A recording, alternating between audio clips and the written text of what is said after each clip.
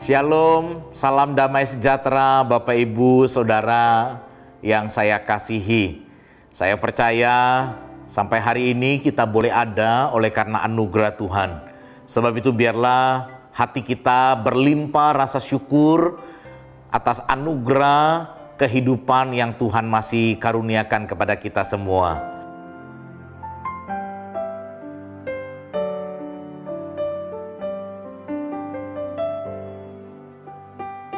Hari ini kita akan bersama-sama merenungkan tentang lidah. Bagaimana kita menggunakan lidah.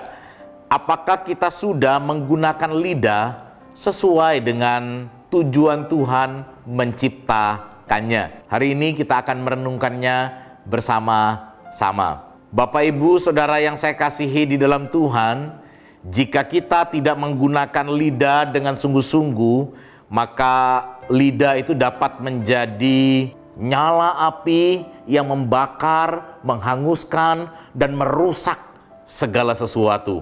Bukan hanya merusak diri kita, tetapi merusak orang-orang yang ada di sekitar kita, bahkan merusak bangsa kita. Lidah dapat dipakai untuk merusak, tetapi lidah dapat juga dipakai untuk membangun. Lidah dapat dipakai untuk mengutuk, tetapi lidah dapat juga dipakai untuk memuji Tuhan. Lidah dapat dipakai untuk hal-hal yang negatif, tetapi sesungguhnya lidah diciptakan untuk tujuan yang positif. Mengapa sebagai anak Tuhan kita perlu menggunakan lidah dengan bijaksana sesuai dengan tujuan Tuhan menciptakan? Yang pertama, Amsal 13 ayat 2a berkata demikian. Dari buah perkataannya lah seseorang akan makan yang baik. Perkataan dapat diibaratkan seperti sebuah benih yang ditaburkan hari ini, suatu hari nanti akan menghasilkan buah. Ketika kita menabur benih yang baik, kita akan menuai hasil yang baik. Ketika kita menabur hal-hal yang positif hari ini, kita akan menabur masa depan yang penuh harapan.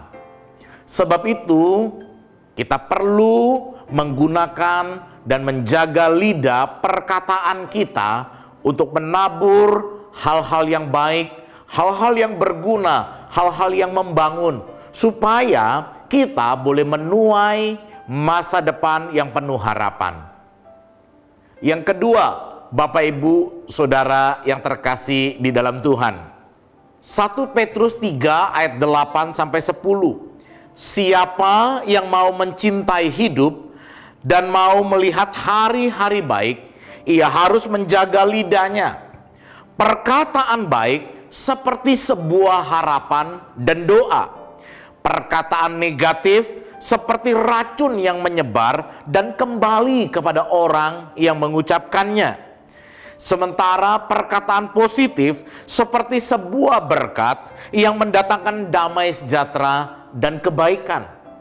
Ketika kita mengucapkan kata-kata yang positif, ketika kita memperkatakan kata-kata yang membangun, kita bukan hanya membangun orang lain, tetapi kita sesungguhnya sedang membangun diri kita sendiri. Ketika kita mengucapkan kata-kata berkat bagi orang lain, sesungguhnya kita sedang membuka diri kita sendiri untuk boleh diberkati oleh Tuhan. Yang ketiga, yang terakhir, Matius 12 ayat 36-37.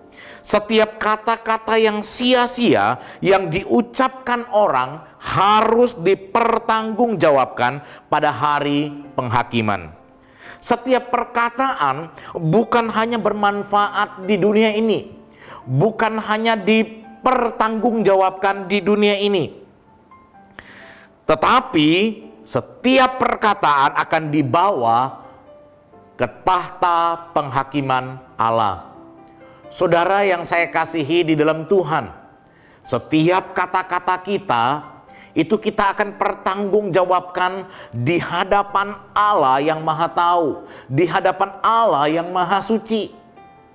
Dengan mengingat hal ini, kita akan terdorong untuk boleh menjaga perkataan kita, karena apa yang kita ucapkan hari ini akan berdampak kepada kekekalan nanti.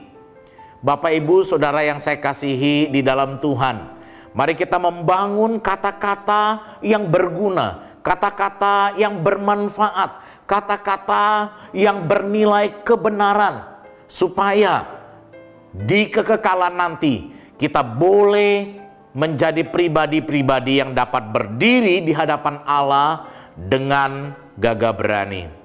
Mari Bapak, Ibu, Saudara yang terkasih, di tengah-tengah kondisi yang sulit ini, kita tetap berjuang menyampaikan kata-kata yang berguna. Untuk dapat menyampaikan kata-kata yang berguna, kita perlu menyimpan, kita perlu mengoleksi, kita perlu memiliki banyak kata-kata yang berguna. Dan kata-kata yang berguna itu berasal dari firman Tuhan. Sebab itu biarlah setiap kita mengisi diri dengan firman Tuhan, sehingga firman Tuhan itu menguasai hati kita.